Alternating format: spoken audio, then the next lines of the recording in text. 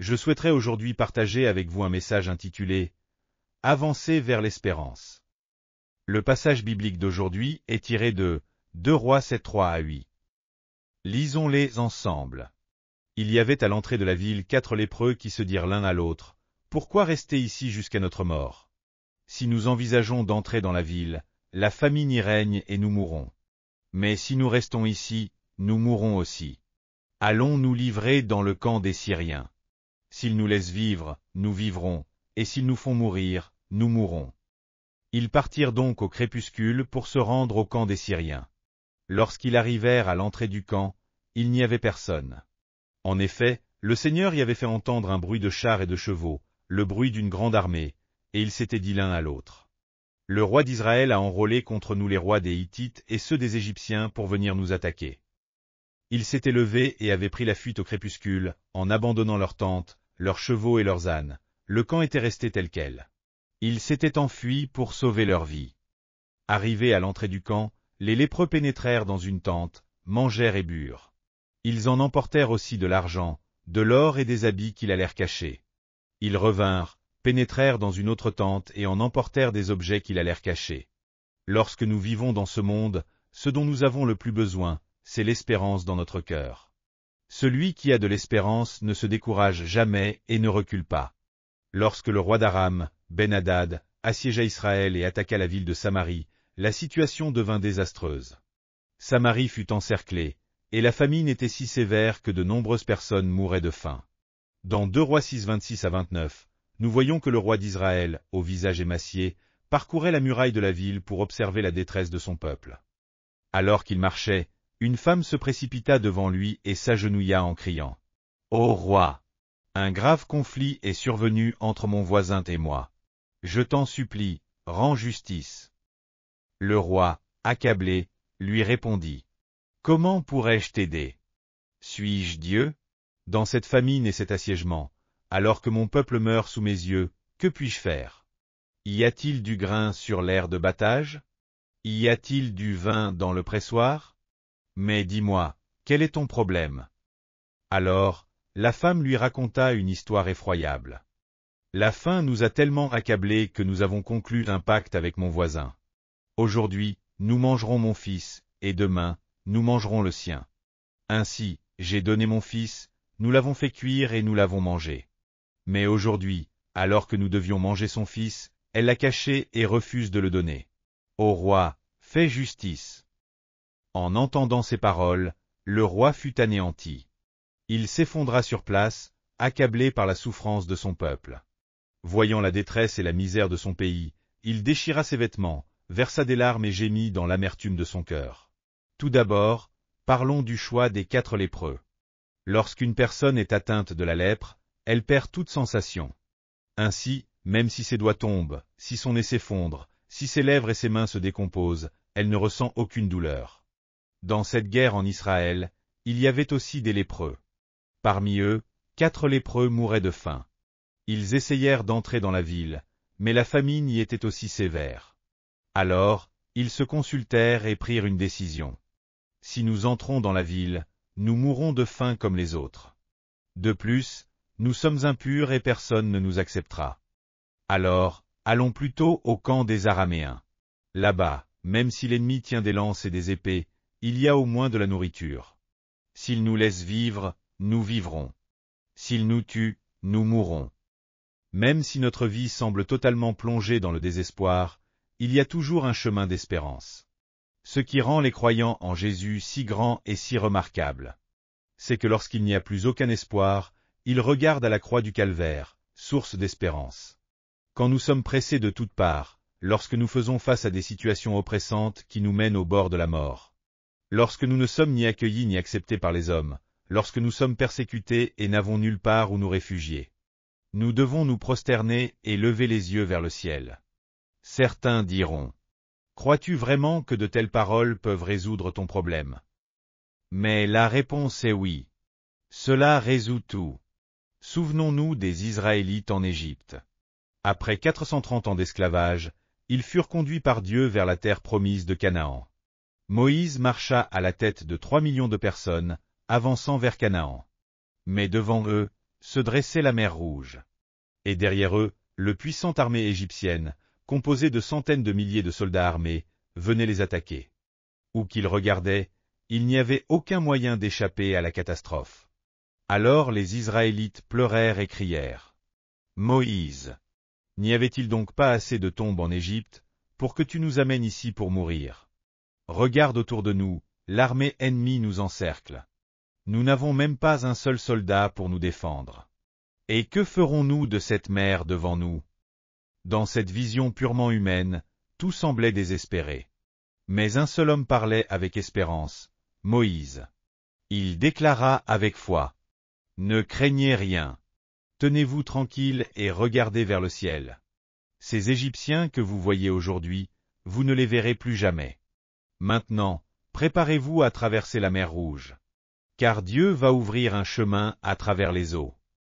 Seul Moïse portait un rêve d'espérance. Mais ce rêve s'accomplit parfaitement. La mer Rouge s'ouvrit. Et les Israélites traversèrent sans que leurs vêtements ne soient même mouillés. Lorsque Dieu vient à notre secours, il commence d'abord par mettre un rêve dans notre cœur, puis il accomplit son œuvre à travers ce rêve. C'est Dieu qui plante le rêve en nous, et c'est encore lui qui le réalise. Dieu donna un rêve à Joseph, et après avoir déposé ce rêve en lui, il s'en saisit et l'accomplit, jusqu'à ce que Joseph devienne le premier ministre d'Égypte. Lorsque nous prions avec ferveur et crions à Dieu, « Seigneur, où dois-je aller? Que dois-je faire ?» Dieu nous révèle un rêve. Dans Philippiens 2,13, il est écrit, « Car c'est Dieu qui produit en vous le vouloir et le faire selon son bon plaisir. » Ainsi, Dieu agit en nous donnant un désir ardent, un rêve, à travers lequel il accomplit son œuvre. Lorsque nous avançons en âge, nous avons tendance à regarder en arrière. Mais en contemplant mon passé, je réalise que je n'ai rien accompli par moi-même. Dieu n'a cessé de me donner des rêves. Au début, ces rêves paraissaient absurdes, mais en priant, Dieu les a gravés dans mon cœur, ils ont brûlé en moi, et lorsque j'ai avancé avec foi en regardant ces rêves, Dieu les a réalisés. Aujourd'hui, en voyant Yehuido, on observe des infrastructures bien aménagées, de nombreux gratte-ciel et une ville moderne et prospère. Mais quand je suis arrivé à Yehuido, ce n'était qu'un désert de sable. Il n'y avait pas une seule maison, rien d'autre qu'un immense terrain vague et aride. Tout le monde se moquait du projet du gouvernement de développer cette île. Lorsque notre Église a décidé de s'installer à Yehuido, les gens regardaient avec leurs yeux humains et disaient « Cho Yonji a perdu la raison. Il va à sa ruine. Comment peut-il aller là-bas » Mais moi, je ne regardais ni à l'est, ni à l'ouest, ni au nord, ni au sud. Je regardais seulement vers Dieu. Chaque jour, je me mettais à genoux, levant les yeux vers le ciel et criant à Dieu. Et Dieu a accompli tous les rêves qu'il avait mis dans mon cœur. Puis, Dieu m'a encore donné un autre rêve, fonder une université.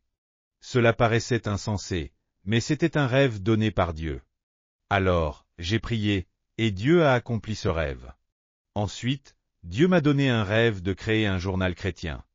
Dieu a dirigé mon cœur dans cette direction, et il a accompli cette œuvre aussi.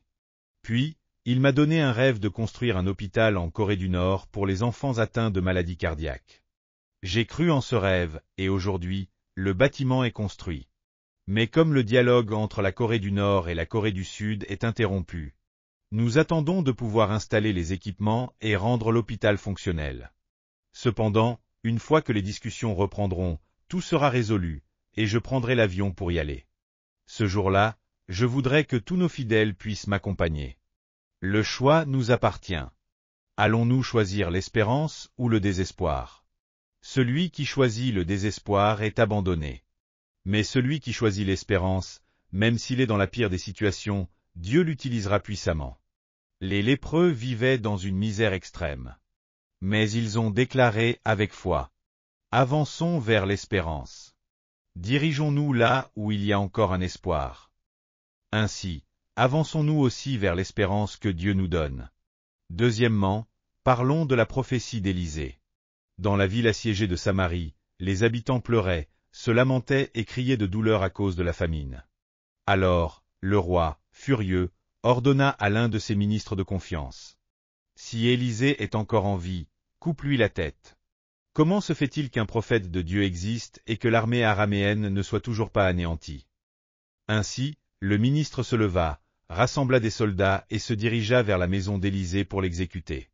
Ils étaient pleins de désespoir et portaient avec eux un esprit de destruction. Mais avant leur arrivée, Élysée, déjà averti par l'Esprit de Dieu, prévint ceux qui étaient avec lui. Dans peu de temps, ce fils d'un meurtrier, le roi, enverra des soldats pour me tuer. À ce moment-là, les envoyés du roi arrivèrent et frappèrent violemment à la porte en criant « Ouvre la porte !» Le roi a ordonné que la tête d'Élysée soit tranchée. Élysée, sors immédiatement et reçois ta sentence. Alors, Élysée ouvrit la porte et leur annonça une parole prophétique. Allez dire à votre roi. Demain, à cette heure-ci, la farine et l'orge seront vendus à un prix dérisoire. D'immenses provisions de blé et d'orge apparaîtront comme une montagne. Attendez donc jusqu'à demain avant de vouloir me tuer. Ainsi, Élysée transmit la prophétie que Dieu lui avait révélée. Mais le ministre qui dirigeait les soldats méprisa Élysée et se moqua de lui en disant « Même si Dieu ouvrait les fenêtres du ciel, cela ne pourrait jamais arriver. » Pourquoi parlait-il ainsi? Parce que cet homme ne regardait pas vers le ciel, mais seulement vers la terre. Alors, Élysée lui adressa un message de jugement. « Tu verras ces montagnes de blé et d'orge de tes propres yeux, mais tu n'en mangeras pas une seule bouchée. » Puis, il chassa les soldats envoyés par le roi. Troisièmement, parlons de la marche vers l'espérance. Cette nuit-là, un événement extraordinaire se produisit. Les 4 lépreux, alors que le soleil se couchait, décidèrent de marcher vers l'espérance. Allons là où il y a encore de l'espoir. Ainsi, ces 4 hommes avancèrent, bien que leur corps fût faible et épuisé par la faim. Ils se tenaient la main pour se soutenir. Mais si l'un d'eux tombait, ils s'effondraient tous ensemble. Cependant, un phénomène miraculeux se produisit. Dans le camp des Araméens, le bruit de leur chute résonna comme l'assaut d'une armée immense. Le son de leurs pas fut amplifié par Dieu. Et il retentit comme celui des chars égyptiens que le roi d'Israël aurait prétendument engagés pour venir attaquer. Leur murmure devint un rugissement semblable à celui d'une horde de milliers de soldats. Alors, l'un des Araméens s'écria « Nous sommes encerclés. Nous sommes perdus. Fuyons immédiatement. » Et cette panique se propagea comme une vague de terreur dans tout le camp. La peur est contagieuse. Lorsque l'un commence à trembler, son angoisse se transmet aux autres. Et c'est ainsi que toute l'armée araméenne, prise de panique, s'enfuit en abandonnant tout derrière elle. Les soldats laissèrent leurs repas encore fumants, leurs assiettes et leurs bols intacts sur les tables. Et sans même jeter un regard en arrière, ils prirent la fuite en masse. Pas un seul ne resta dans le campement. Lorsque les lépreux arrivèrent au camp, ils ne trouvèrent âme qui vive. Alors ils se dirent entre eux. Eh bien, tant pis, si nous devons mourir demain, au moins mangeons avant de mourir. Ils s'assirent et mangèrent jusqu'à en avoir le ventre plein. Puis, ils ramassèrent de l'or et de l'argent, et se mirent à cacher leurs trésors. Alors, l'un d'eux réalisa. Une telle nouvelle ne peut pas être gardée pour nous seuls. Si nous ne la rapportons pas au roi, demain, nous serons battus à mort. Allons immédiatement lui annoncer ce miracle. Ainsi, ils se hâtèrent de retourner à la ville et rapportèrent la nouvelle au roi. Cependant, le roi refusa d'y croire. Il était convaincu que c'était un piège des Araméens pour attirer les Israélites hors de la ville et les massacrer. Il interdit donc aux gens de sortir. Mais lorsqu'il envoya des éclaireurs pour vérifier, ils constatèrent que jusqu'au-delà du Jourdain, l'équipement militaire des Araméens était abandonné. Les soldats avaient fui si précipitamment qu'ils avaient laissé derrière eux leurs vêtements et leurs provisions. Alors, la nouvelle fut proclamée au peuple affamé de Samarie. L'ennemi a fui, et leurs réserves de nourriture sont abandonnées. Aussitôt, les affamés se ruèrent vers la sortie de la ville, se bousculant et se pressant pour atteindre les provisions. Le ministre du roi, celui qui avait moqué la prophétie d'Élysée et qui était chargé de contrôler la foule, fut submergé par la marée humaine et piétiné à mort. Ainsi, selon la parole du prophète, il vit de ses yeux l'abondance de nourriture, mais il ne put en manger une seule bouchée.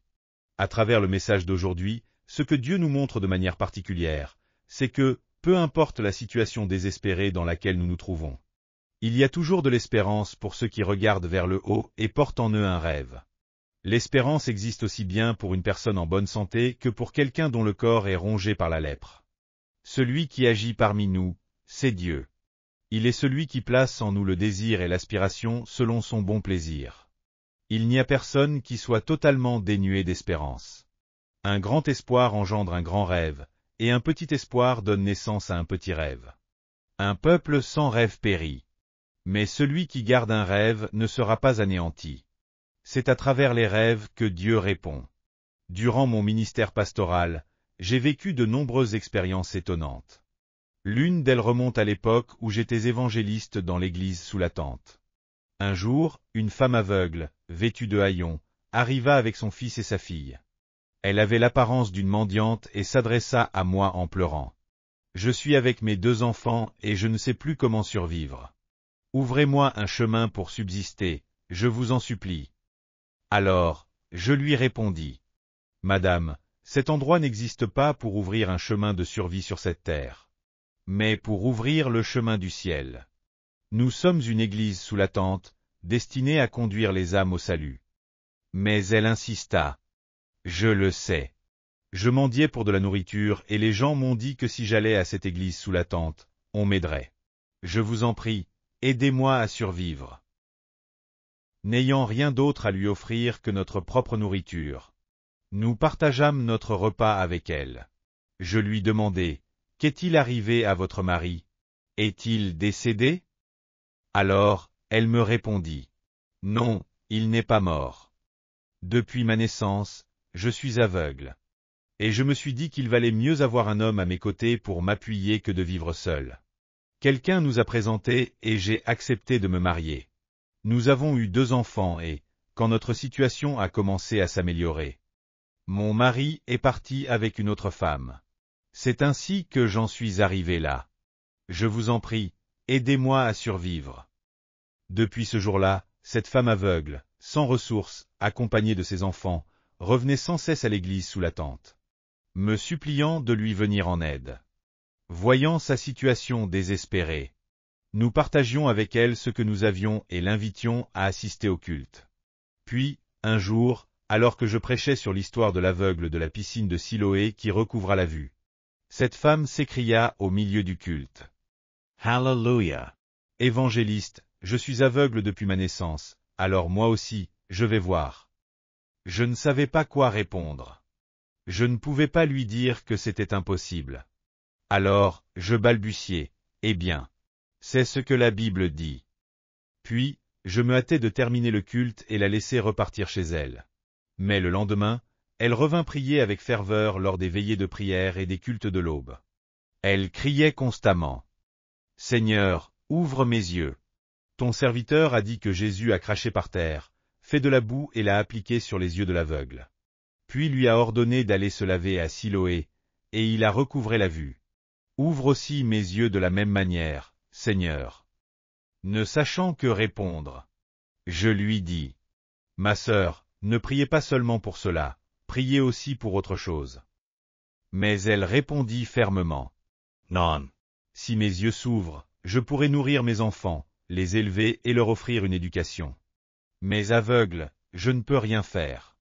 Je crois fermement que le Seigneur me guérira. » Mais un jour, lorsqu'elle vint à l'église, cette femme sauta de joie et accourut vers moi en s'écriant, « Évangéliste, hier soir, j'ai fait un rêve.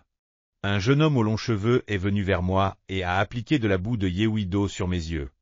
Puis il m'a dit d'aller me laver les yeux dans l'eau du fleuve Han. Je pense que mes yeux vont s'ouvrir. » Alors, je lui répondis, « Ma sœur, c'est sûrement parce que vous avez écouté mon message que votre esprit l'a traduit en rêve. » Mais elle insista avec ferveur. « Non, ce n'est pas cela. Dans mon rêve, après m'être lavé les yeux dans le fleuve Han, j'ai commencé à voir. J'ai vu le ciel bleu et les arbres verts. Voyant sa foi inébranlable, je posai mes mains sur sa tête et priai. Seigneur, accorde ta grâce à cette fille.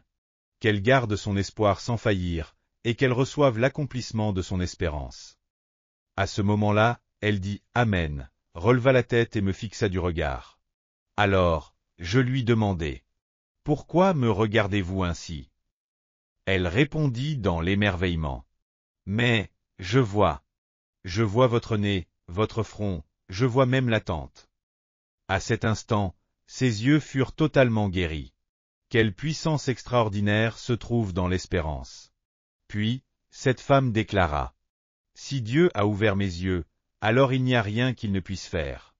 Même si mon mari m'a abandonné, je vais prier pour qu'il revienne. » Je l'encourageai. « C'est une prière louable, alors priez avec foi. » Elle se mit à prier sans relâche. Et quelque temps après, son mari revint auprès d'elle. Malgré l'abîme de détresse dans laquelle elle se trouvait, cette femme a choisi l'espérance, et Dieu agit puissamment en sa faveur.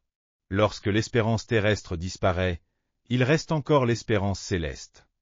À travers Christ, nous avons l'espérance du pardon des péchés, l'espérance d'être remplis du Saint-Esprit, l'espérance de la guérison par les meurtrissures de Jésus, l'espérance d'être délivré de la malédiction et de recevoir la bénédiction d'Abraham, et l'espérance de la résurrection et de la vie éternelle.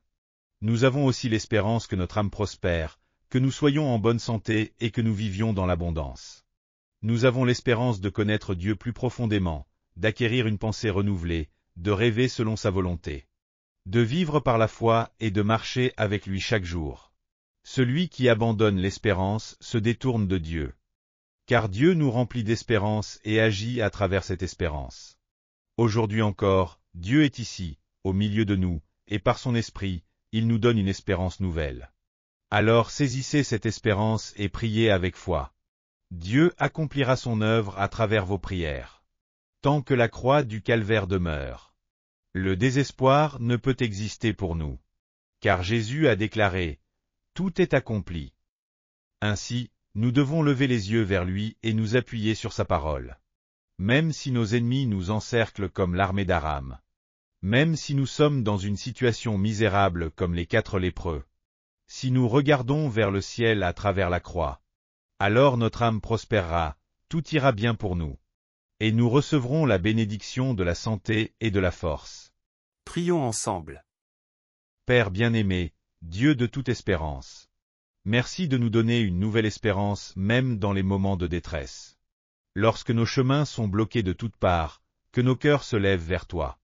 Et que nous ne manquions jamais de saisir la moindre lueur d'espérance que tu nous offres. Seigneur Tout-Puissant, fais-nous goûter à la victoire de l'espérance. Que notre foi nous permette d'avancer vers la bénédiction que tu as préparée pour nous. Nous te prions au nom précieux de notre Seigneur et Sauveur, Jesus Christ. Amen. Alléluia. Avez-vous reçu beaucoup de grâce à travers la parole? Je vous bénis de tout mon cœur au nom du Seigneur pour que vous soyez de plus en plus armés de la parole de Dieu et remplis du Saint-Esprit, afin que vous meniez une vie victorieuse dans ce monde. Si vous avez aimé cette vidéo, n'oubliez pas de vous abonner à la chaîne, d'activer les notifications et d'appuyer sur le bouton « J'aime ». Cela nous aide beaucoup à préparer plus de vidéos remplies de grâce. Et aussi laissez vos sujets de prière dans les commentaires, notre équipe priera avec vous devant Dieu. Nous nous retrouverons avec joie dans la prochaine vidéo. Que Dieu vous bénisse grandement.